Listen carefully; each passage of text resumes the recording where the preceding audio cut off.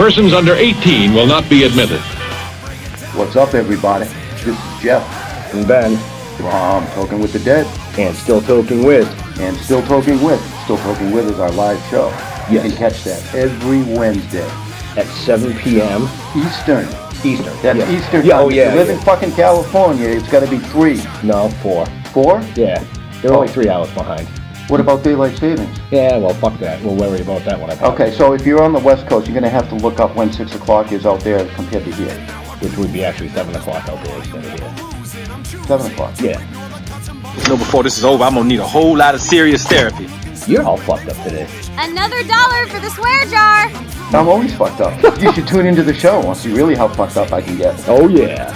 Well, opinions are like assholes. Everybody has one. And when you do tune in, you're going to see amazing guests like this. Hey, this is Courtney Gaines. You know me from such movies as Children of the Corn, Can't Buy Me Love, Burbs, even Back to the Future. Hey everybody, this is S4E34 and I'm going to be on Still Toking With. Hi, I'm Deadeye Swackhammer, and you're listening to Still Toking With. Hey guys, it's Boston comedian Dave Russo, and you're listening to Still Toking. Do not change that dial. I'm going to punch you in the face. You fuckers. In the face. Hi, this is Steve Wallace from ET&Q Show, and you're listening to Still Toking With on the Dorkening Podcast Network. Hey, happy Wednesday, everybody. You are watching Still Toking With. My name is Leo. I'm the monkey behind the keyboard here. We have a fun show for you scheduled as always. And with us, Benjamin, how's it going? A fun show? Yeah. They're all fun. Well, usually we got the most awesome show. We have an amazing show. Tonight it's just a fun show. Yeah, what's wrong with that?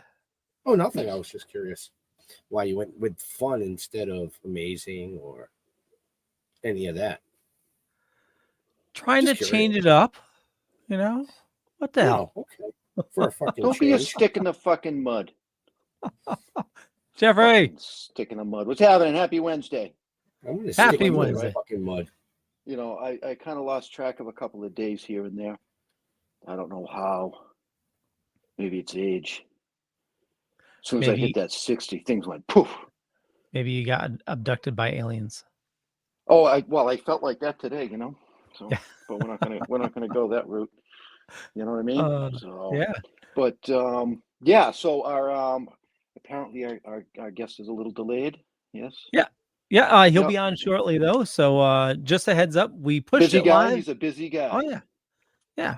But we didn't want to lose the stream. So everybody that, accepted the invites didn't want to, have them go to try to hunt something down. So we pushed it live. We can coming on to see me and you anyway, Leo, you know? Oh, hell yeah. Yeah. Because we talk about the interesting stuff.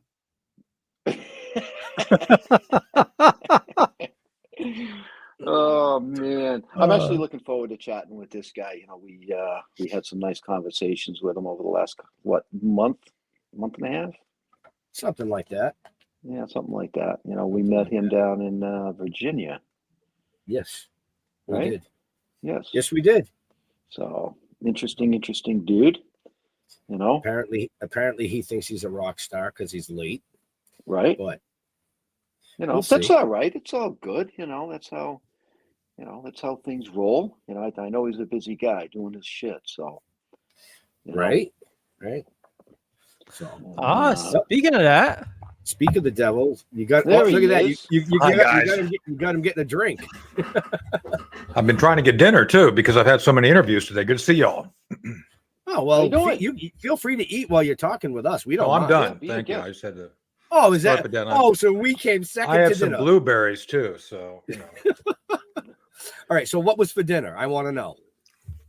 I had a ham and a super sharp cheese sandwich on whole wheat. Nice. Wow. We don't even rate better than ham. Welcome. We are live already, Tony. So I just good to see you. Hi, hello everybody. Good to see you all. Let me make sure my hair is in one piece. So I figured you were look going to good. say, "Oh, I was taking a dip in the pool and lost track of time." No, again. it's like you guys know what's going on. I've been going back to back radio shows and TV, and Yeah. you go to my social media right now, you'll see all the stuff I did yesterday. It's finally up, and it's been what I did yesterday was again today, just different places. So it's just everybody's curious about what's going on and what it means. So people are very concerned. Well, they should be. They should be, because I've been watching a lot of your social media stuff, just because we've had in-depth conversations behind the scenes. Yeah. But anyways, welcome to the show. We can get into a lot of that at some point, I'm sure. We want to thank you for taking time out of your extremely busy schedule to come chat with us. Well, no, this is fun. This is like conversation with friends instead of having to be like focused and everything. So, kind of laid out and structured. I was on today with Channel 9 in Australia at the last minute. Literally, it's like, hey, our guest fell out. Can you come on in 5 minutes? So I was talking to the Australian folks today, and that's stressful. I mean, you can never know when they're going to throw a kangaroo your way. You have to be careful. They're yeah, those kangaroos can really punch, I hear. Yeah, they put it in the mail, and you open up, and a kangaroo jumps out. It'd be terrible. Don't they have those big, huge, giant toads out there too? I'd be more afraid of those than the kangaroos. I don't know. Maybe from drinking too much Foster's, people see toads out there. I'm saying. Don't forget they have the drop bears also. That's right. So do you know the Aborigines have a saying, you've never lived until you've walked naked in the rain? Did you know that? No. Oh, so I've lived.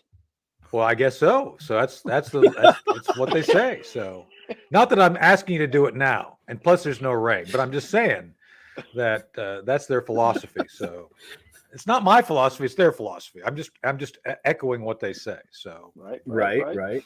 And of course, you should do it in the right company too, because walking in the rain with like I don't know, people who are like in the Weight Watchers Anonymous thing, I don't think that'd be fun. But there are fun people to walk in the rain naked with. I'm just saying, not that I've done it, but I would do it maybe, with the right people. So I've done it, people. But I was by myself, and I don't think anybody would want to walk with me in the rain naked. No. So we didn't get a chance. So Tony, what I would like to do is just have you kind of introduce yourself a little to our viewers. Sure. If you do that, who you are, where you come from. I'm a retired lieutenant colonel in the U.S. Army. I'm known as a military operative, intelligence operative. We're all trained by CIA. We go through training at Camp Perry, Virginia, and a little bit of context, I guess. I went to high school in Lisbon, Portugal. I started drinking and bartending when I was still 14, which is great, by the way. There's no drinking age. So I went through high school in Lisbon, came back and went to college at Wright State University in Dayton, Ohio, back in from 82 to 86.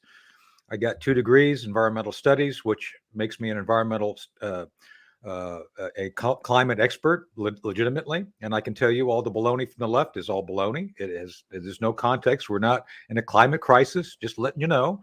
And then political science, which I've used a lot, being involved in everything from espionage to trying to convince provinces in Afghanistan not to break away from the larger Afghan government, to air assaulting with the U.S. Army Rangers, trying to figure out who the good guys and bad guys are. So it's been quite the range of things. I started off doing counterintelligence. I was first deployed to Europe in 1985 undercover, doing counterterrorism stuff. I would leave college to go do things. I was in a special program. That's how I kind of got onto the path I am. Next thing I know, in Washington, running operations. During my time in Washington, I ran some, just like the movies, off the books operations. People ask me, like, how did you get to do all this cool stuff? And by the way, Operation Dark Heart is my book. I have a copy right here somewhere I can show everybody. Yeah, here we go. I wrote a best-selling book, Operation Dark Heart, Spycraft and Special Ops in Afghanistan and the Path to Victory. They didn't take the path to victory, just saying, as we know. Joe Biden decided to take a left turn and take a path to defeat, but it is what it is. Anyway, so this covers my time in Afghanistan and goes through a lot of, it gives some history and context of the other things I've done. So as an operative, I ran the Army's clandestine human program for a while, youngest ever to do that. Did a lot of off the books operations. And as I was going to say, the reason I got to do all this cool stuff is because everybody considered these exotic, difficult operations to be career ending. And I guess they're right, because my career ended up getting ended when I had to testify before Congress when I was still a lieutenant colonel. So there you go. I guess they were right, but I still had a good time doing it. I ran the first undercover cyber unit, Stratus Ivy, right there, that little symbol right there on the wall. That was in the late 90s, before anybody figured out what cyberspace was and the internet. Went on to do all sorts of things regarding Afghanistan. Ended up working and getting myself pretty much fired from being a whistleblower regarding the 9/11 attacks, regarding something called Able Danger, which was something we actually did have a shot at stopping Al-Qaeda before 9/11. Again, the political leadership chose not to take that option, and next thing we know, we got Al-Qaeda attacking us. Spent some time, retired from the Army, ended up working in a variety of advisory roles. I was the National Security Advisor to Trump 2020, the campaign. Before that, I was actually advising Mike Pompeo when he was director of CIA, chairman of the Joint Chiefs, Joe Dunford, when he was chairman.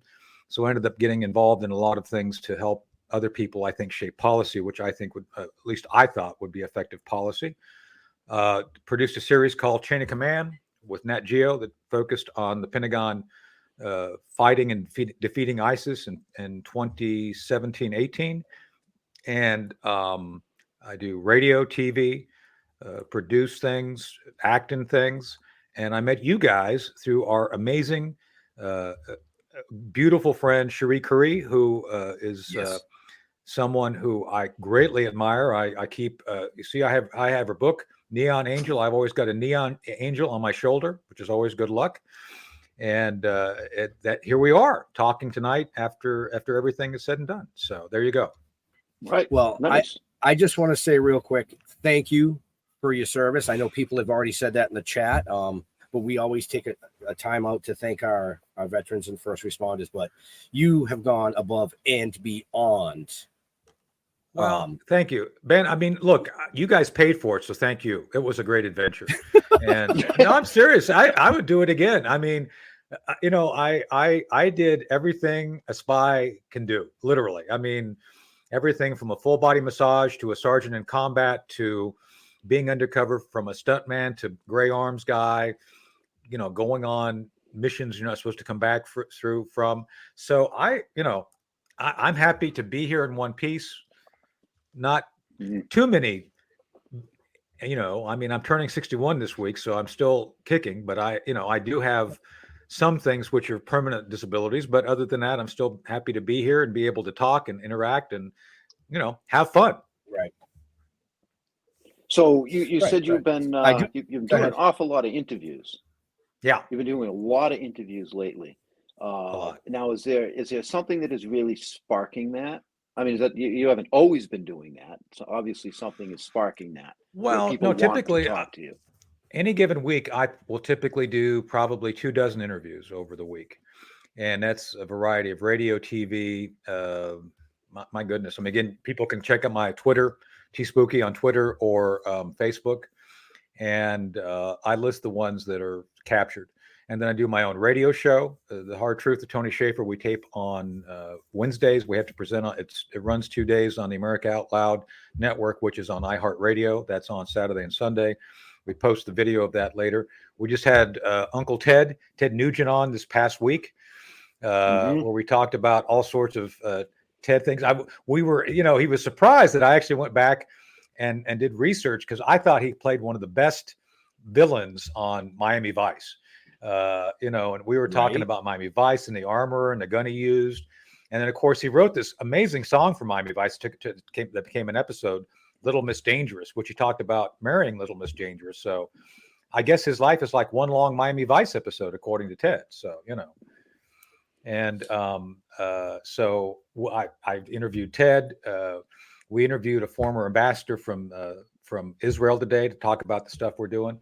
Anyway, and then I do on a surge time like now, I'll probably do 24 interviews in 2 days, just back to back, sometimes radio 2 and 3, in the morning, 2 and 3 in the afternoon, plus TV. It all adds up. And so it's been a very busy period because people don't understand what exactly is going on with Hamas. It's not an easy thing to understand, but once you understand kind of who's who and why they're doing it, it becomes a bit more comprehensible to the folks who don't pay attention. The other thing I try to do, Jeff, is that I don't think people understand necessarily how national security impacts their everyday lives. Inflation, prices of oil, gas, all those sorts of things. And I think that's one of the things the American people take for granted, which I think they shouldn't be, is that they believe somehow political officials act in their interest, and they don't.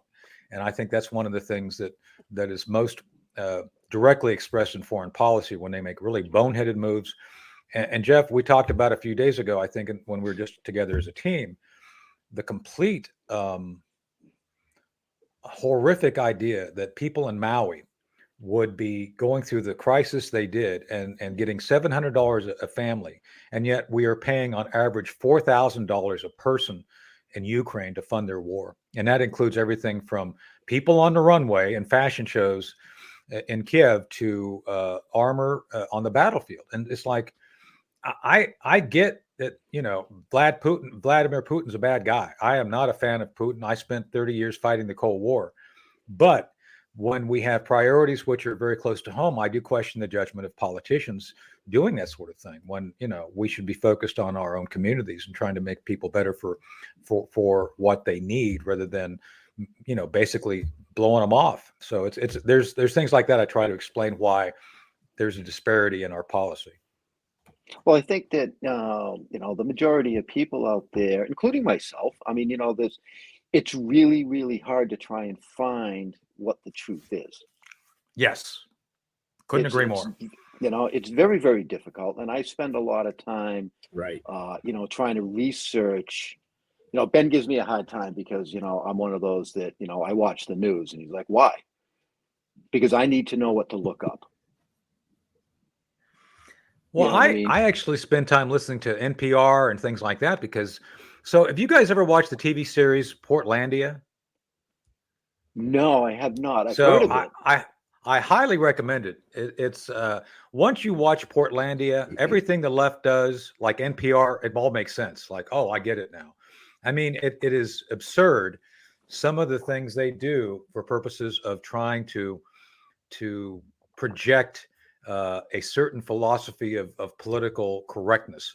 And Portlandia represents it well. I highly recommend the series. It took me twice to kind of get into it, but once you get into it, it's like, holy cow. And so the reason I mention that now is because Portlandia portrays pretty much the woke culture for what it is. And everything they do is focused on how to essentially show that you care, show that you're really engaged, but care nothing about the world that you actually live in. Do nothing. It's all about encouraging or projecting on others what they should be doing. It's very totalitarian. And so the series actually is one of the great ironies. The series was on 4 years before the progressives in Portland figured out they were being made fun of. And then they got upset. It's like, oh, you're making fun of us. Like, yeah, for the past 4 years. That's how oblivious they are to the reality in which they live. And then they wanted to cancel it. We want to get rid of it. So it was so funny. But I do recommend people check that out because it gives you it's like a Rosetta Stone. It helps you understand how they will use media for purposes of projecting a political perspective and not factual reality. So. Wow. Interesting. Okay. So very interesting. I've got a loaded question for you. Sure. And, I've asked people this before. Okay. How do we fix it? Well, that's an excellent question. Let me give you a two-part answer. First, you have to convince people like you're doing, Jeff, to think for themselves. It's not an easy thing. The one thing I've done for my two sons is just think for yourself. Don't take anything at face value. I try to encourage people to check multiple sources, even incorrect ones, because if you check incorrect sources, it tells you something about what they're trying to say and why they're trying to say it. even if it's false, and you know it's false. Like, okay, this is what they're trying to say, but why are they trying to say it? And so that's the first thing, is just question everything.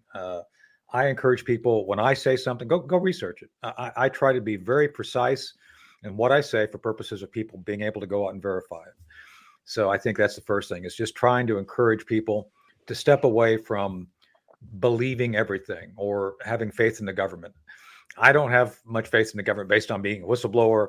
The other things I've gone through, it's a very difficult thing. I'm not saying there's not good people in government. There are people who do the hard work every day of protecting the nation and trying to do the right thing, who actually live up to the value of their oath of office, and believe in life, liberty, and the pursuit of happiness.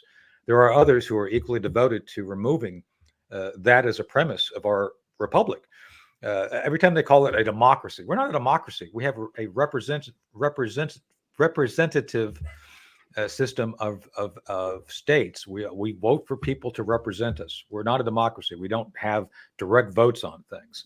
And the idea that many folks do want on the left is this democracy. They want to vote on everything. They want the big power centers, the big cities, to be able to dominate the rural areas. I live in rural North Carolina, and I can tell you the people here don't dig what Raleigh and the politicians in big cities want to do. They just don't. They don't want their politics.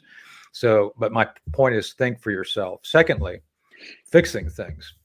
People have to get engaged. One of the things I do a lot of talks. I did a talk in Virginia just a couple of weeks ago, and I did a talk in Florida about a month ago. And yesterday, I spent my day doing public service, and part of the day too. I'm still a member of law enforcement in Virginia. I actually spent part of the day talking to folks on the inside. That I got to kind of split myself, Jeff, because I actually still do law enforcement stuff. So I can't talk about the law enforcement stuff I do, because I actually get to read intelligence. I get to know kind of what we're going to do, and I have to be careful not to tell the bad guys that, because I'm a public figure. Yeah, no, I get that. Yep. So I have to bifurcate that. But on the other side of that, when I talk to people, I say, volunteer, become a member of law enforcement. Here in Edenton, in Chowan County in North Carolina, I'm on both the Social Services Commission, which I oversee all the social services, everything from what funds go where regarding people getting emergency funds for heating if they don't have it, to child protective services. I spent half the day yesterday kind of going through that stuff as a member of the oversight that does that. Plus, I'm on the library trust, so I have to go to library meetings.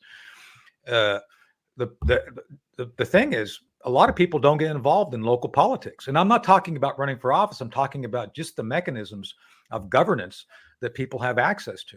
And so a lot of folks just don't get involved. And then if you don't get involved, people on the left tend to get in there and then project their opinions and their policies on everyone else. That's what's happened in Virginia. So I'm saying people need to get personally involved. They can't sit back and complain. If there's an opportunity to jump in and serve, then jump in and serve. And I think that would change the trajectory at the local governance level. At the national level, things are teetering, Jeff. I think this is where there's real problems. You get extremes on both sides trying to project on the American people what they should do. And I don't even think, and we talked about this, Jeff, and Ben, we've talked about this. It's not about left or right anymore. It's about right or wrong. Yes. Many of my friends on the left are fed up with their side trying to suppress free speech, trying to push vaccines. A lot of the people, I know hippies on the left were appalled by being told that you have to take a vaccine because they're, they don't want to be told what to do. They don't believe in modern medicine. They don't believe in vaccines. And yet their party is saying you must do this. So I think it's more about those people who cherish the idea of having freedom of choice, freedom of speech, and living their lives the way they so choose to do it. And I still don't understand. And I've talked to my friends who are constitutional lawyers. Where does it say in the Constitution the government can tell you or me what light bulb we should buy, or what gives the government the right to tell us that CO2 as a plant food, that's somehow a poison, and it's not. And I got a degree in this. And if we don't do something to end our economy and the energy we use to run it, we're going to actually ruin the planet, which is a complete lie. So it's things like that has been politicized by parties, politicians, who are then trying to use that to retain power and use fear to scare people into spending money or giving them money to take care of it. There's no taking care of it. The sun has the biggest vote on our climate. And oh, by the way, if we're really successful in diminishing the 0.3% CO2 in atmosphere, it's not even a percent, it's 0.3. If we get it down to 0.2, plants start dying because it's plant food. So this is the insanity we're faced with. And again, I've got a degree in this. I try to educate people, and people on both the left and right are just completely off the reservation. Kevin McCarthy said the other day, oh, we got to be concerned about CO2. No, we don't. We got to be concerned about the fact that we're continuing to fund a fantasy by the left that will deprive normal everyday Americans of adequate energy to live their lives. That's what we should be worried about. So, now you bring up a good point. It's something that I actually asked my wife this yesterday, because I drive around where we live, and what I see is barren fields, acres and acres, and there's thousands and hundreds of thousands of acres of trees just being wiped out so that they can install solar panels. Yeah. For electricity. Now, tell me if I'm wrong, but don't we need those to help? I mean, the CO2 is plant food. Right. You can't just get rid of the plants. So that makes point, no sense Jeff. to me. It doesn't. You were using common sense, which is a rare commodity at this point. So let's talk about just solar farms for a second. Solar farms are produced by mining some of the most toxic substances on Earth. If you don't like carbon, which they say is a pollutant essentially, I mean, carbon-based fuels such as coal and other things, you have to use a lot of carbon, a lot of coal to make a single solar panel. So you're mining coal. Then you have to have lithium and cobalt for the controls and storage. Lithium and cobalt come out of Africa and a handful of other nations, and you have to have child labor essentially going out there into these fields and pulling that stuff up, strip mining. So I guess it's okay that they strip mine other countries, but not here, and as long as we benefit. And then once you get these things in place, they never provide the percentage of energy that they're advertised to do. Not once, not in any instance has solar ever paid off. And Jeff, as I always ask people in these lectures, do you know what the one thing that's required for all renewable energy to work? Do you know what it is? This is a trick question. Fossil fuel. Because it won't work without fossil fuel. Because there's no green answer that will replace 100% and then incorporate growth required as our economy grows in any scenario regarding wind, solar energy, or biomass. You know what biomass is? This is the next thing you're trying to do now. You know what biomass is? They want to burn biomass. It's trees. They want to burn trees, for God's sake. And so, there's a movie out I recommend you all see called Planet of the Humans by, what's his name? The guy that did Roger and Me. I'll think of his name in a second. He's a lefty. Big fat guy. You wouldn't want to go walking naked in the rain with him. Roger, what is his name? You know what I'm talking about. He's a lefty, a big time lefty. I'll think of his name in a second. Anyway, they basically go through from the left and eviscerate the whole green energy thing because it's a fantasy. If you took all the biomass in the country, all of it, every tree, every twig, and burned it, we would have 1 month of fuel. That's it. So you can't go to biomass. So everything they say is an option for renewable. It's not. The only renewable fuel that's available to us, which actually is renewable, is what they call fossil fuels. It's not fossil fuels. It's hydrocarbons. It's been shown, and they suppressed the studies, Jeff, that the Earth renews itself and renews hydrocarbons. The reason it is it's science. You actually have a very hot iron nickel core that cooks. It's very hot. It continues to circulate. It's what creates the gravity we feel right now. That process then cooks the different chemicals in the mantle and creates, through the heat, through the cooking, through all these things, hydrocarbons, fuel. They have found over the past 30 years that all these wells that were run dry back in the 30s, 40s, 50s, 60s have been refilled. How is that possible? It's because the Earth continues to generate fossil fuel, because it's not fossil fuel, it's hydrocarbon fuel. So Right. that's why we do have not to interrupt you, but to keep it simple for the people that are listening, I look at it this way. You know, our bodies run through with blood. But I can go and I can give a whole ton of blood. They can take a whole ton of blood, and my body is going to reproduce that. Exactly. That's a great metaphor. Same thing. It's same the thing. Same thing. It is the same thing. It is literally the same thing. So when I hear these folks, like you point out, hey, we're cutting down all these trees, it's probably not a good idea. It's not a good idea. So another question, do you know how many trees there are on the planet as we speak? No. Want to guess? I'm going to guess 10.5 trillion. No, not that many, but it's in the trillions, 3.04 trillion. Okay. So if you take 3.04 trillion and you There multiply, used to be 10.5. Well, before I guess Bill Gates came in and chopped everything down for his farm. So anyway, Bill, I'm only joking. Don't poison my food. Anyway, if you actually multiply 3.04 trillion times, do you know what an average tree processes per year in carbon? No idea. 48 pounds. So if you multiply 48 pounds of carbon by 3.04 trillion, we don't have a problem. We don't remotely have a problem. We have a problem with not enough trees, because the more trees we have, the more green space we have, the more oxygen we have.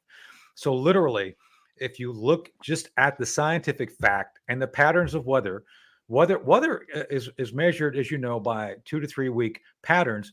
Climate is measured in 10 to 11,000 year cycles. So for them to start saying over an arbitrary 20 years where they play games with the measurements that, oh, we're in a crisis, it's fantasy. And they're trying to push us over to all these renewables, which are not renewable. They do huge damage to the environment. And by the way, they've done studies showing that cars electrified by batteries produce just as much, if not more, a CO2 footprint. So if you're really worried about CO2 and you're driving an electric car, you're not really helping. I mean, literally, it's that stupid. But nobody is willing to say, this doesn't make sense. Jeff, you are an example of what people should think. Trees are good. Solar panels bad. Why are we doing this? Another thing we have where I live is those big old windmills, those big old. We have them. Yep. So they kill birds. They destroy. The turbines. So right over near where I live, about 20 minutes from here, is Elizabeth City, and they have a big field of these things. Every time I drive by, they're not going. And it's like I ask one, it's like, what? How come these things never go? Oh, they only work in a limited range of wind. Really? What's the range? 9 miles an hour to 17 miles an hour. So if it's either below or above that, they're just sitting there. They're not working because the turbine, it can't work. So, and I've talked to the folks who installed them, or the people who actually approved, the politicians, and they said flat out, they have never delivered the promise of the power that was projected. Not once, not close. Yeah, I read a whole article about those maybe a year and a half ago. And it was, I can't remember the guy's name, but he broke the whole process down on what it takes to manufacture, to build, to install, a single wind turbine. Yeah. And the fact of the matter is that it takes so many more resources and so much more energy to build it that it cannot even produce to equal out what it took to make it. Never. Right. And then they're not renewable. Once you make these things and they wear out, you got to put them in a big field. There's big fields of these things that they keep hiding, where they take the old ones and just dump them out in the middle of the desert. That's I don't know how next that's to where all the old battery cars are that don't work anymore, right? Probably, because and have you tried to exchange? So say a battery fails in your car. Do you understand that thing is going to cost you as much as the car to replace if it dies out of warranty? So again, I keep at, how is this? Oh, and so the other thing is cost. So Peter Buttigieg, I don't know, I guess that's how you pronounce it, the guy with the booty, was questioned in front of Congress about what is the mean income for someone who owns a car. Now where I live, for context, I live in a community, very poor community. Most people here probably make maybe between $40,000 and $45,000 a year. So the average income for a electric car owner is $150,000. That's a lot of money for most people. And the idea that you're going to push 30% of our society to electric vehicles by 2030 is literally insane, just on the expense alone. And then where's the power going to come from? Our grids, if you're in California, your grid crashes half the time because you don't have enough power now. And then you're going to increase the drain on that by 15 to 20%. I'm saying it's like none of it makes sense. If you did believe that carbon is a threat, then what you're doing to drive an electric car doesn't solve it. If you're simply saying we need more money to solve it, and what are you going to do with that money? Oh, we're going to do something. Well, can you tell us how much you need? Well, we don't know. Well, why? Because the climate is warming. No, the climate is not warming. You guys are all cooking the books to make people think that, and you have this stream of propaganda going with it. And basically, and Jeff, you know this. Universities are going to actually do studies which provide the outcome of what the funders wanted. So if you give a university $50 million to go figure out climate, and you say, oh, by the way, I really think it's important you validate my issue relating to CO2. Sure, we will do that. Because we saw that with COVID, they compromised, the medical community compromised their ethics. The scientific community has compromised their ethics as well regarding this whole issue. So it is all I say is green is the new red. It's Marxism. It's Marxism retooled for the 21st century. So, well, statistics can be written and fit anything that you want them. Oh, of course. That's the fact of the matter. Now, I want to bring up something. Money talks. And money talks. So something I read, maybe a few months back, and this is over the summer. I don't know if you remember. They were talking about how, like down off of the coast of Florida, and the ocean temperatures are like the warmest they've been in recorded history, and all this kind of stuff. And they're talking about the polar ice caps and how there's melting going on. Now, I was just in Alaska in June. You know what I mean? And I understand what they're trying to say. I do. I get it. But it's not being caused by what they say it's being caused by. Right. Okay. And I read a bunch of different articles from, professors and scientists that they're being buried, because my understanding is that the ocean floor is naturally warming. Okay. Yeah. And you have all kinds of seismic and molten activity that goes. There's volcanoes under the oceans. Right. And those are going through their natural cycle as the Earth does. And those are starting to warm the oceans. You know what I mean? Right. And when I get into a conversation with people about this, I say, well, wait a minute, look. All the history and everything that you know about the dinosaurs, the entire planet was tropical. The entire planet. Right. And then it went into an ice age. We weren't even here. So how the fuck could we have something to do with what's going on now? We don't. And that's the thing. It's like they want you to believe it, but it's not possible. So the other thing I had to study is as a process of getting my degree. Do you know what the boring billion is? Boring as in? Boring as in just boring. It's like boring. Okay. The boring billion, a billion years of the Earth's history, nothing happened. It was basically a planet that nothing happened. So that's my point, is that there are powers, there are geologic, there's solar, there's all these other things which impact on our climate that we have no clue of. They can't explain why for a billion years, nothing happened on the Earth, not a thing. It just kind of sat there in this soup. And then to your point, 100,000 years ago before that, carbon was higher. Well, what did the dinosaurs breathe it all in? Is that what killed them? Come on. Right. It's literally that level of disregard for geologic time and science as it is not what they want it to be. Many things, Jeff, are aspirational on the left. They aspire to this climate crisis so they can do things to implement certain political policies which benefit collectivization. That's what it is. That's all it is. Because it's not a solution that actually creates more freedom or more prosperity. If you were worried about freedom and prosperity, you would be planting more trees. And if you're worried about CO2, find a way to actually use hydrocarbons more efficiently to actually benefit the environment. Because if you burn hydrocarbons properly, all you get is water and CO2. Just saying. So.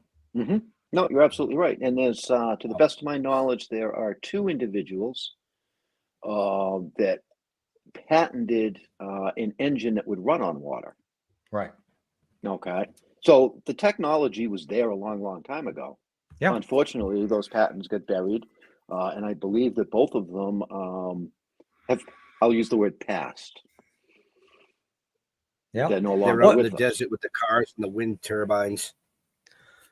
You know what I mean? I mean, there's the technologies. I don't know if you follow Stephen Greer. Do you follow Stephen Yeah, I do. Greer at I like all? Steve Greer. Okay. I do follow Okay. him, Now yeah. he's a great dude, and some of the stuff that he says, I mean, free energy, non-polluting energy has been available, to the best of my knowledge, for decades.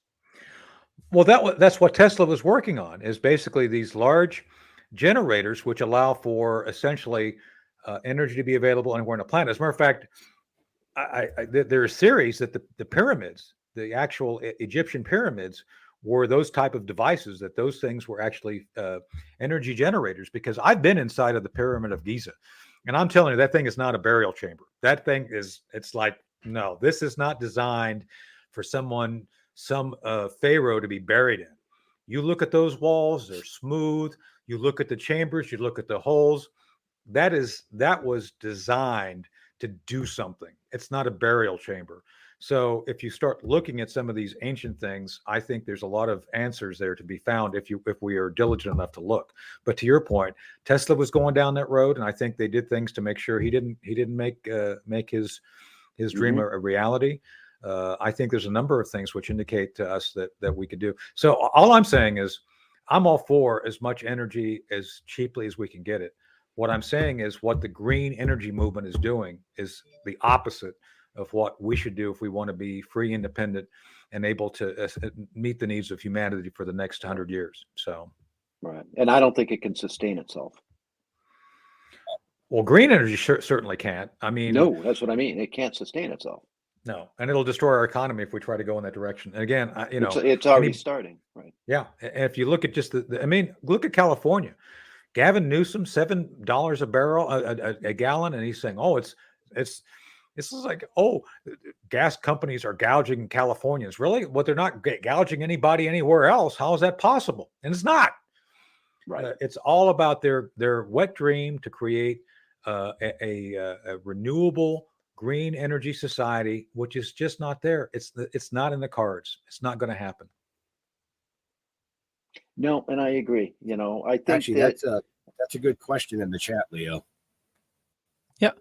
So Carrie is asking, what reliable sources would you suggest for people to use for research that are easy to find and cheap or free access?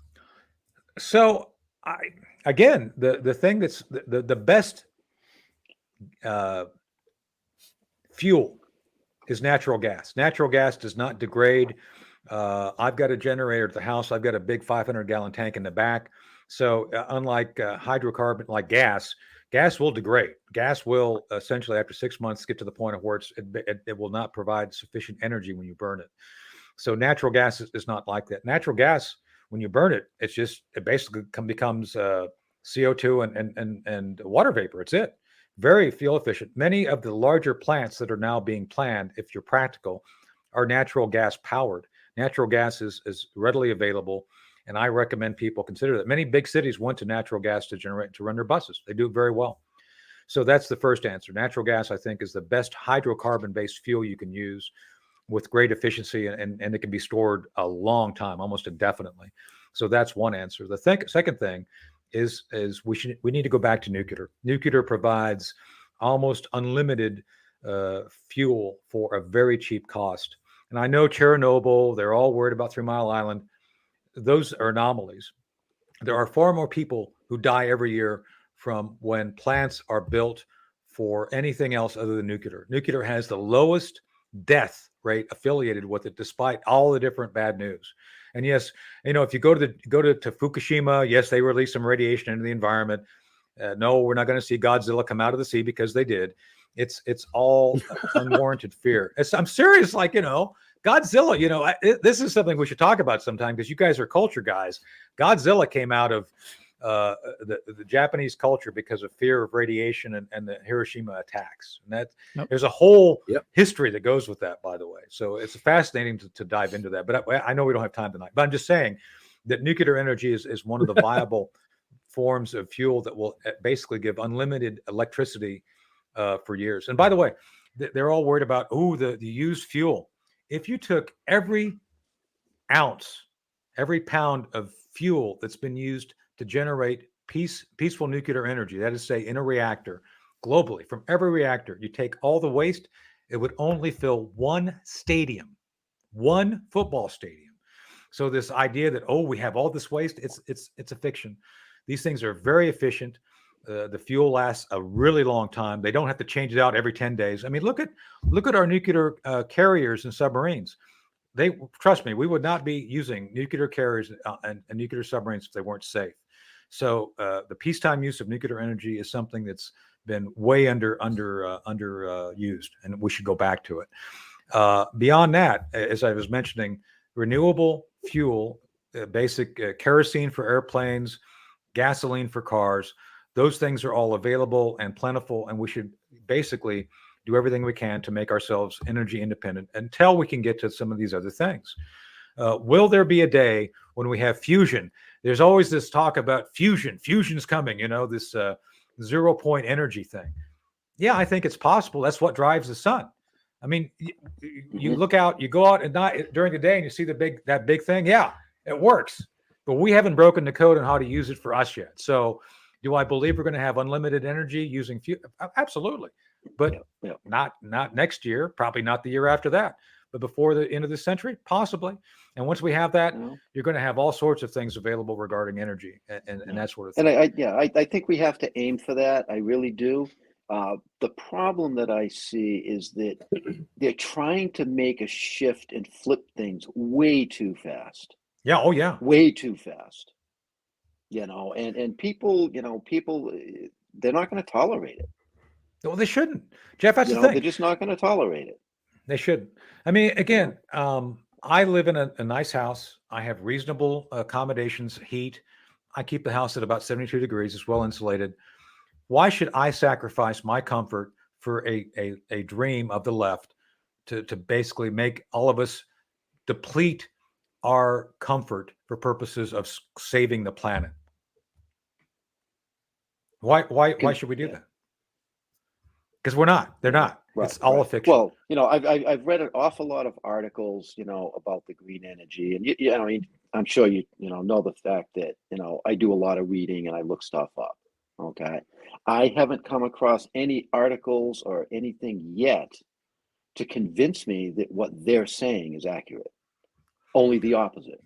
Right. Well, I'm saying is that you can trust me on this, Jeff. I'm a subject matter expert, and what they're saying is complete nonsense. Well, there's no proof to back anything up. That's the problem. Right. I don't care what you have to say to me. Say whatever you want, but you better have something to fucking back it up. And they don't. Yeah, and they don't. But they want your money. Of stuff from the other point of view that they do have the facts to back it up, just like what you're doing right here. But Jeff, if you listen to them, if you just give them some money, eventually they're going to tell you. But you got to keep giving them money, because eventually, they'll tell you what exactly you need to do, but you got to give them money first. It sounds like a grift to me. But then 20 years from now, it's going to be, oh shit, I'm sorry, we were wrong. Exactly. It's a grift. It's all a grift. Been down that road before. And they'll sell you some snake oil to go along to cure whatever ails you as well. If you got fleas or ticks, they'll give you some snake oil and that'll take care of that too. Just saying. So trust them. So they know. There is an energy source that and it's actually a lot more than that. Building products and stuff that, for whatever reason, and it's one of the things that why me and Ben are doing what we're doing. Cannabis and hemp. I was waiting for this. Are huge. It's a huge asset. You know what I mean?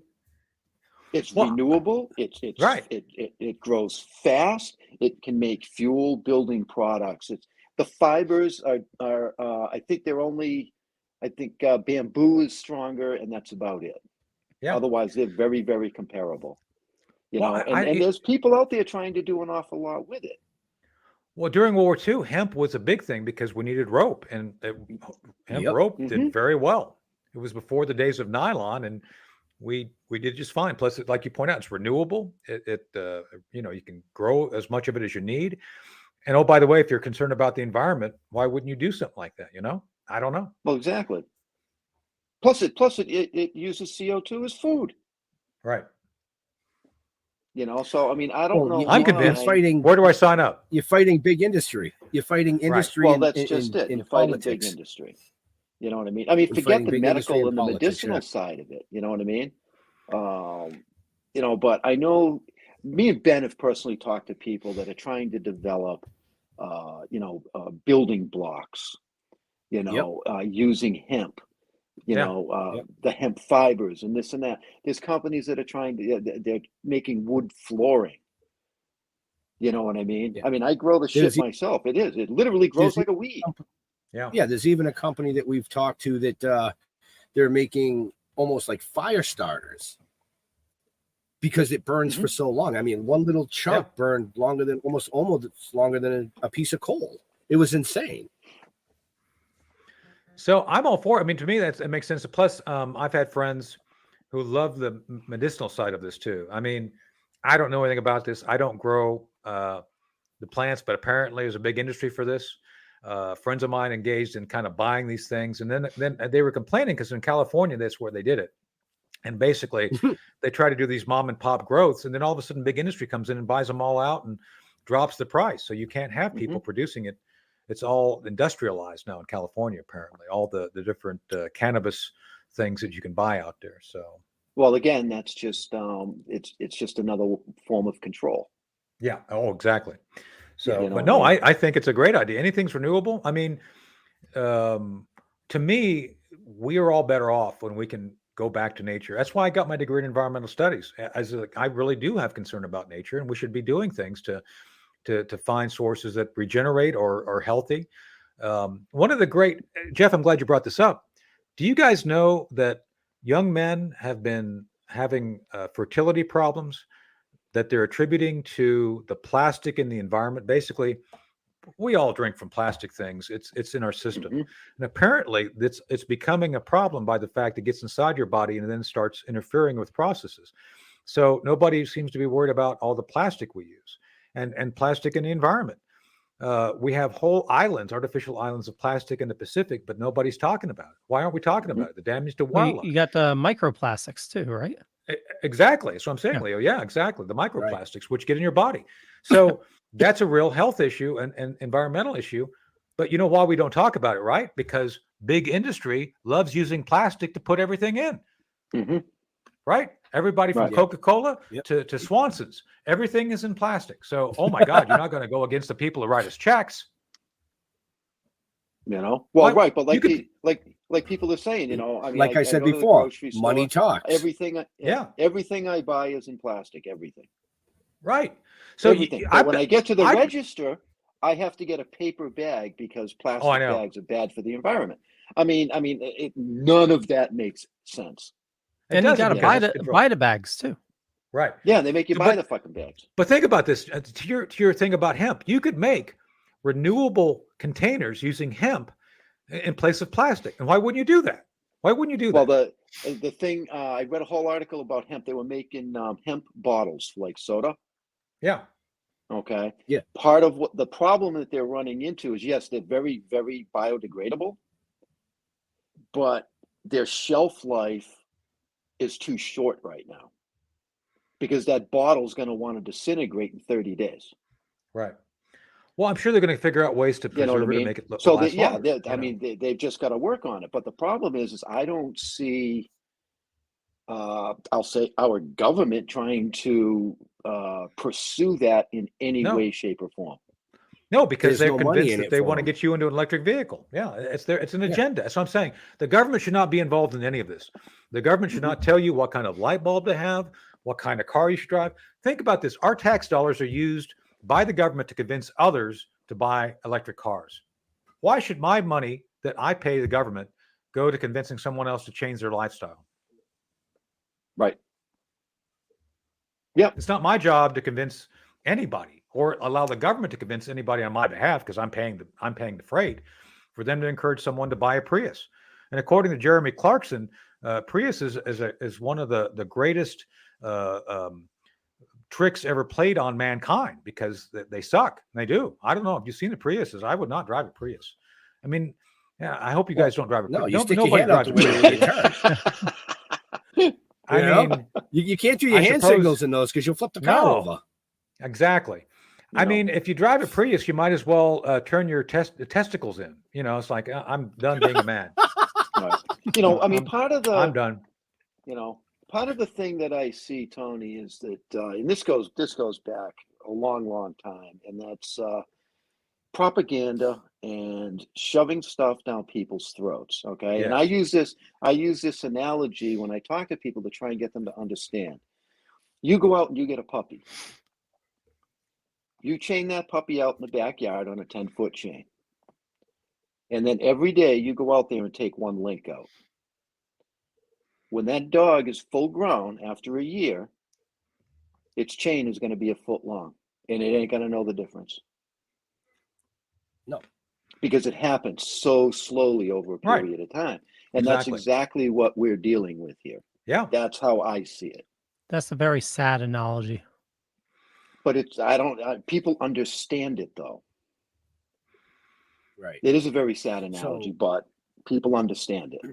Well, apparently you don't know Joe Biden's, maybe you do know Joe Biden's dog, Commander, because he needs to be on a short chain, just saying, because he bites people.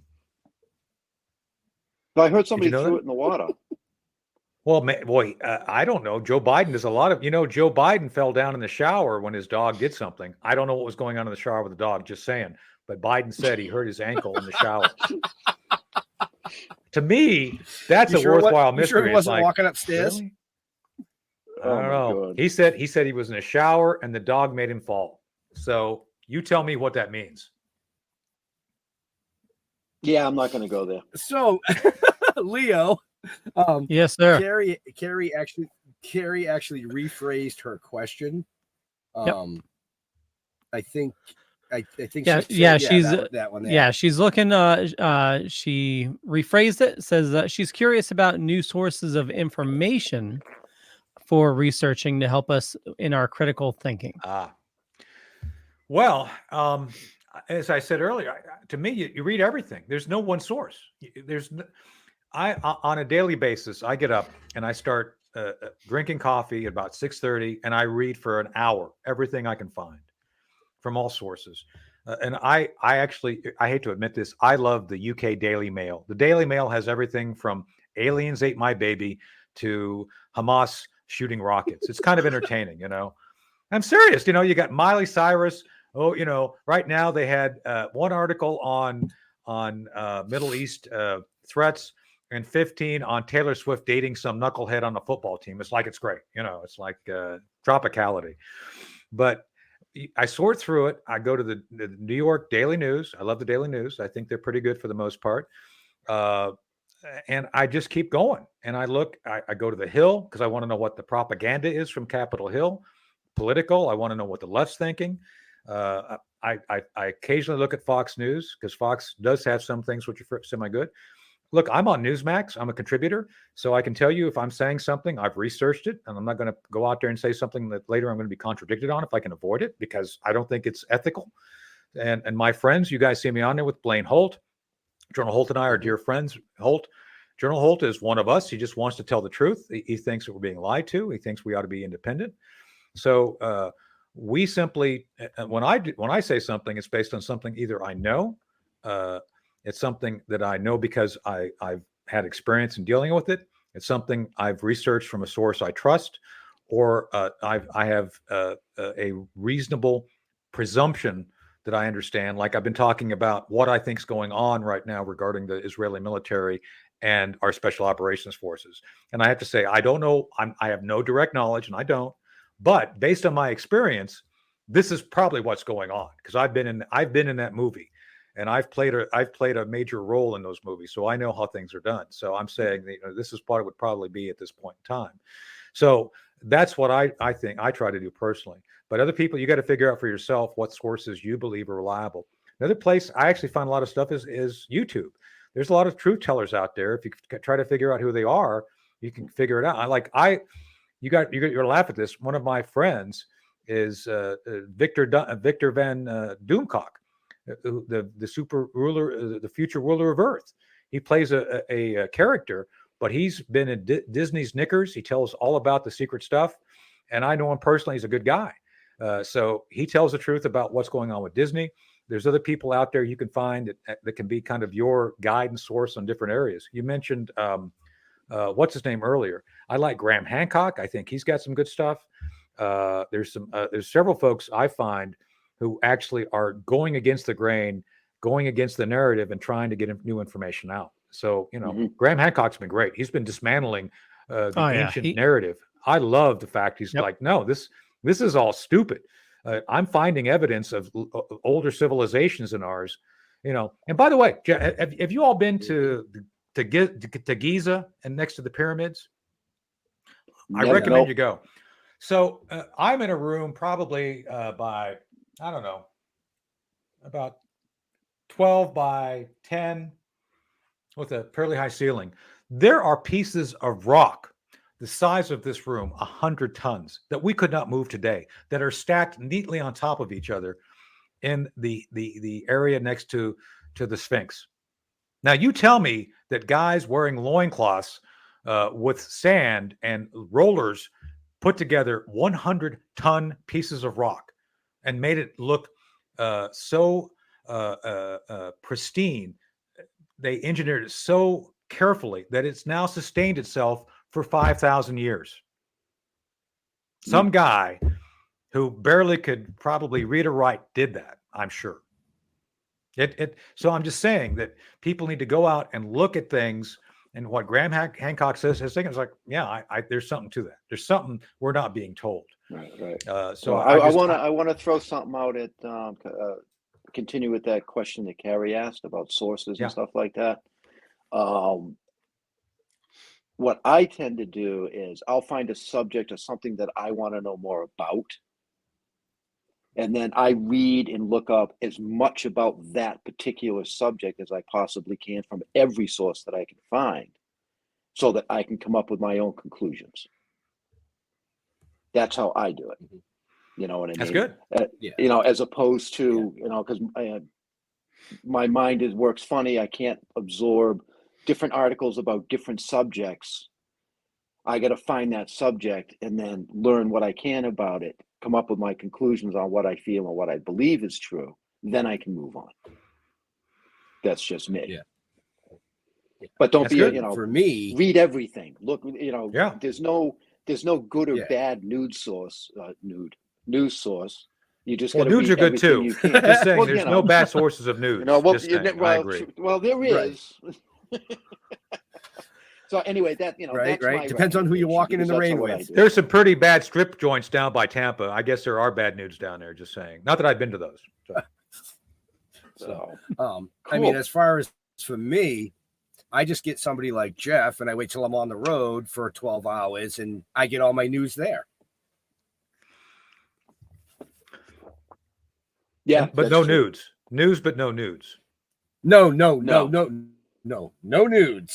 Okay. News. Well, it may have been, I'm just saying it may have been a Freudian slip. It may have been a Freudian slip. Not that there's anything wrong with nudity. Just saying. So if you guys want to drive around in the nude on the road, who am I to judge? Just saying. And if you guys, the freer, the better, right? If you guys are nudists, that's okay with me. Right. See, Carrie, here's a perfect example. How did we you get got to there? take all the information, then you got to come up with your own conclusion about what's fact. That's right. People do. They jump to conclusions, right? Absolutely. Wow. So I know we don't have too much time left, but I had a couple questions. Sure. And I'm shocked the conversation hasn't gone this way, especially with Jeff here. Tim, I figured it could, but that could be part 2 with Tony Shaffer. Well, this I need to know because this is recent. Go ahead. So Tim Burchett made a comment recently along with the UFO information. He gave a list of individuals I'm not sure if you saw his message or not, but he says one of these people he believes is a disinformation agent. He lists Lou Elizondo, Christopher Mellon, Stephen Greer, Jeremy Corbell, George Knapp, Travis Taylor, or Brandon Fugel. What is your thought as who could possibly be a disinformation agent? Well, I guess you have to go back before I comment on that. And I don't necessarily think Greer is a disinformation agent. I think maybe he's been fed information which may be less than accurate. Remember, a lot of these guys have sources.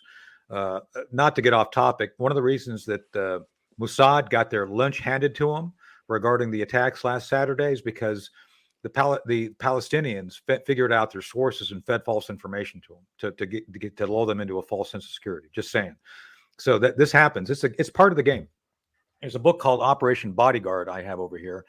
It's about the deception campaign regarding Normandy, and it's like 600 pages. It's a big book, but it's a primer on how to run deception operations. It's all there, and if anybody reads that, you're going to figure out how to create paper mills, false trails of information. I ran double agent operations. One of the things you do in double agent operations, you feed what they call passage material, which is actually real secrets, but you basically make a choice to send real secrets because at some point you're going to send false information, but you want them to believe it's real. So these things are all part of the dark arts. I'm just telling you this happens. But what I think you all need to do is there's a good book I recommend. Let's see. Oh, there it is. I believe this book to be accurate. It's called The Day After Roswell with Colonel Philip Corso. He's now passed with Bill Burns. Now, this book came out in the 90s. I was still an operative. And so I ran, my name is Spooky. My nickname was Spooky because I did all the spooky stuff for Defense Intelligence. So I had spooky people working for me. And one of the spooky people, who was a older gentleman, he was probably almost 60. This is back in the 90s, who had been involved in exotic things. So I gave him the book. I said, go read this and tell me how accurate it is. So he takes it, comes back. I see him about a month later, and he says, I said, okay, so how accurate is it? He says, about 60%. So if you accept the premise of the book being correct, 60% is pretty darn accurate. So that's my starting point. So if someone I believe who was involved in this says, 60%, that means the premise is correct, that something happened at Roswell. So that's how I started in this. And then I went from there. So based on my experience, can the government keep secrets? Oh, yeah. Everybody says, the government can't keep secrets. Oh, yeah, they can keep secrets. They keep secrets two ways. They keep secrets because some things they just really don't want to get out. They will go to extraordinary lengths with sufficient resources to keep things secret if they so choose. And this is something they've tried to keep under wraps because technology. There's a lot of technology involved in this. This book talks about where the technology went, by the way, and I do believe it accurately represents that. According to the book, Army's tranche of technology went to the night vision labs at Fort Belvoir. I spent some time at Fort Belvoir, just saying. And where I went to college, right Patterson Air Force Base, that's where they say the Air Force technology went. I was on the campus of Wright State, right next to where they say the technology's at. So based on my personal experience, I believe that that we are indeed in possession of extraterrestrial technology. I think we don't understand what we have. I think there are elements within the scope of this that are good and bad. There are, if you remember the X-Files, there's far more truth in the X-Files than people understand. Just saying. And if you just examine some of those episodes relating to the arc, the overall kind of premise of things being here, there's a number of clues in there. And I can't get into things that I can't by oath talk about, but I can tell you that based on my experience and on research, there's ample evidence that there's things here that do visit us and things happen. And you've got to sort through that, because the government is not going to give up its secrets readily or easily. And those people who have the technology don't want to disclose how far along they are. So, but that's why we have black sites. And by the way, Area 51, the technology that was there once is long since been moved. And I've been told it's been moved up to Montana. And Montana is a huge state. So good luck with that one. Yeah. So anyway, did that give a good answer, Leo? Is that kind of what you were semi looking for? Well, I totally follow you on a lot of the stuff and totally agree. But yeah, I guess it's hard to say, who could be. I do believe that, Stephen Greer, he could be fed, incorrect information, because I all these people I follow, and it seems like Stephen Greer, out of all of them, is the one that's like going against the grain a little bit. But yeah, it's. I don't know where I was going with that, but well, sometimes the one going the wrong way is telling the truth. I mean, I don't want to sound too spooky, since that is my nickname from the old days, but I think I think Arthur C. Clarke once said, or someone said, the universe is not only more, well, how do these phrase it? It's more mysterious than we understand. It's more mysterious than we can understand.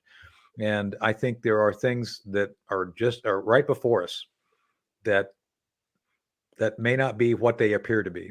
And my experience is that I think there's far more activity that we can't fully understand going on right in front of our eyes than, look, that's the best operations I've run as a clandestine guy were done in plain sight of everybody, looking like everything else.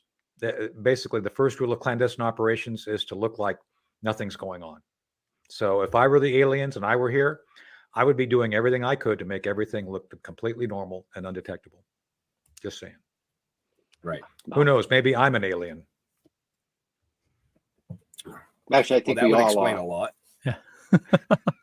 Well, that brings up another thing. What are your thoughts on the Peruvian alien mummies? So, Peru is an interesting place. Machu Picchu. Let's start there for a second before we go to the mummies. Again, if you just look at the stones on that high altitude location in the mountains, there's no way. I don't think we could build something like that now. So if we can't build that, what technology was used to build it? So therefore, if you extend it to the mummies, I don't doubt necessarily that something happened. Remember, back in the period of those mummies that were preserved, there was fewer people on the earth. And one of the theories I've been looking at, as Graham Chapman's been examining, I think, is Atlantis. Atlantis was probably a pre-existing civilization that maybe even had built most of these things, and something went catastrophically wrong.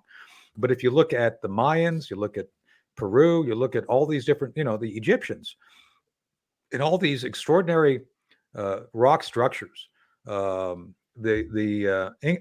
Nazca lines. Why on earth would people spend so much resource if they're primitive people? Why would you spend so much time and resources building something that could only be seen from high up in space? So, just to me, the whole range of anomalies tell me that the science and history we've been presented with is not accurate. It's just not. The science and the history as framed by today's historians doesn't match the actual artifacts which we see in front of us. So, I think it's very possible those things were from alien origin. So, why not? Here's the thing. Think about this for a second. I'm not Catholic. Anyone Catholic? Just saying. I'm going to say some things about Catholics. It's like, by the way, who eats the body of Christ? Isn't that cannibalistic? Just saying. Drinks the blood. To me, that's a little bit weird, but okay. So, but think about it. Think about the rituals the Catholic Church. I'm serious. Think about the rituals the Catholic Church has basically held unto itself. You eat the body of Christ, you drink his blood. It's a ritual. Okay, I'm fine with that. I'm fine with Pope Gregory the VIII having orgies with his daughter in the Vatican. I'm okay with that too. To each their own. Not there's anything wrong with orgies in the Vatican. I don't think they do that now. Maybe if they brought it back, they'd kind of renew the religion, but that's another story. My point being is that the Catholics have taken upon themselves miracles, right? Oh, it's a miracle. You have to have so many. What is it? How many miracles do you have to be to be made a saint or something? I mean, there's like a process. Why are the Catholics the only ones allowed to have miracles? That, to me, that's magic, right? So why is it they've acquired that and said that only their faith can have that? So I'm just saying that there are things that cannot be readily explained through the process of science and logic, and some attribute that to religion, to beliefs. Okay, great. Then why can't you have a belief that some civilization was here before us with immense powers that did things and left indelible marks on the earth? Mm-hmm. That's all I'm saying. It's like, why can't you have both? So valid point. And by the way, I think druids are way underrated too. I mean, remember Stonehenge? To me, whenever we gave up skyclad ceremonies, skyclad, right? You have naked women dancing around a fire as part of. Why do we give those up? To me, we should bring those back. The druids had it right when they did that. I'm just saying. Not that. Who am I to judge, right? So. Well, and I think that's part of the, one of the biggest problems that we're facing right now is who am I lack to of judge? Nudity. Yes. Or lack of nudity around fires too. Yes. But who am I to judge? Everybody's too judgmental. You can't believe that because I believe this, you believe that. I mean, everybody has the right to believe what they want to believe without being judged. Well, I'm going to get in trouble with my Catholic friends for trashing them again. So they always get upset every time I bring out all of their warts, just saying. So just be aware you're going to get complaints. Well, you also have institutions like the archaeologists, especially with like Graham Hancock, you have somebody trying to research, some additional information, and you have these people that are totally attacking them. Yes.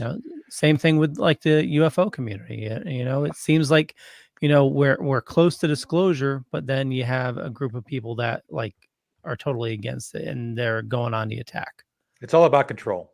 It's all about control. It's about who has the control, who has the evidence. Look, I think that Eisenhower had some real hard choices to make. I think he was briefed. I think the MJ documents, the magic documents, were real. I don't care what they say. I know how government process works. I've been in those really small groups where we do things we don't talk about. So I know those things exist. And I know how those things can go off the rails because people don't want to talk about them. People who have control don't want to give it up. And things can be lost in the bureaucracy. We have an immense federal leviathan that things can get lost in. There's a great scene. Remember in the Indiana Jones movie, I think it's the one with the Holy Grail. Not the Holy Grail, the one before that with the Ark. The Ark. Yep. Raiders of the Lost Ark. Yep. Raiders of the Lost Ark. They get the Ark, and the last scene of the movie is they're taking it, putting it in some big warehouse that the government has. Yep. That happens more than I think people understand across the board. So. Wow. And I believe that. Right. Absolutely. Yeah. So. All right. Cool. Leo, I know, Leo, you have another show, and we could actually sit here for hours and hours and hours and talk to Tony about all kinds of stuff. But from one thing that Leo didn't say tonight is if you want to follow Tony or want to find out more about him, just look in the show notes up above or down below, depending on where you're watching or listening to us. I mean, I've been following him since we had our conversation a month ago in Virginia. There's a lot more to what we've covered tonight. Let's put it that way. Well, Ben, I hope this will be something we do on a regular basis. I enjoy the conversation. I think it's a lot of fun. And you guys ask me questions I can't talk about or don't normally talk about in the media because, people want to have a certain impression of things. But I'm not afraid to go down any of the rabbit holes or paths you all want to talk about. Maybe that's not a good thing, but it is what it is. So. Well, it's entirely up to you. And I got to say to Jeff, I have to work tomorrow, so you're going to field down all the hate mail tomorrow. No, not me. I don't care. I mean, listen. Again, believe what you want to believe. That's right. And let me caveat my comments about the Catholic Church. I have great friends who are Catholic, and I really don't hold against them the whole Vatican orgy thing. I think it was a mistake, but it is what it is. Pope Gregory was a good guy by all accounts, except he had a daughter he wasn't supposed to, and he had orgies with her. So other than that, they're fine people. Just saying, you know. Boy. So on that note, yeah, we'll wrap Leo, things up. I'm going to let you do your thing. Tony, just sit tight till the show's closed, please. Sure. Yep. Okay, I want to thank everybody for watching this fine evening. You know, like Ben said, check the show notes up above or down below, depending on where you're watching or listening to us. For me, you know how to find me. Head on over to thedorkening.com. You can learn more about the network there. A lot of awesome people doing a lot of awesome stuff. For me, we got another show going on in about half an hour, Midweek Geeks. I also do splash pages on Tuesdays, Still Token With on Wednesdays, Midweek Geeks, also Comics Paradox and The Dork Night. A lot of stuff going on. So, Tony, where do you like people interacting with you on social media? Well, Twitter is very active. I encourage people to reach out. I try to respond as best I can. I'm T-Spooky. It's kind of all spelled out there. Tony Shaffer, you guys have figured out I've got like 105,000 followers right now. And then I run 2 think tanks, London Center for Policy Research, at least for now, and Project Sentinel, projectsentinel.net and .com. So they can check us out there. But look, I appreciate being here with you guys, Leo. It was a lot of fun tonight. So I hope people will think for themselves and ask hard questions. So awesome. Totally agree. Jeffrey. Wow.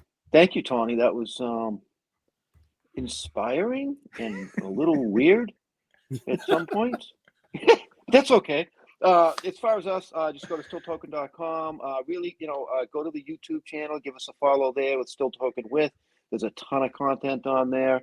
Other than that, don't look me up. Just follow us because that's what we're doing. I'm an individual and things don't work best that way. They work best as a group. That's how I see it. Benjamin. Well said for a change. Well said. I do want to say, this is probably the first show in 4 seasons that didn't go off the rails. And I think that in itself is a feat. Usually it's off the rails in 18 seconds, but not tonight. I mean, we kept that train kept going. And definitely check out Tony. Buy his book. I'm going to talk to him afterwards because I need an autographed copy of that. Like Jeff said, stilltoken.com. And to all our veterans and first responders, we want to thank you for doing what you do so people like us can do what we do. Stay safe. We'll see you next week. We're out of here.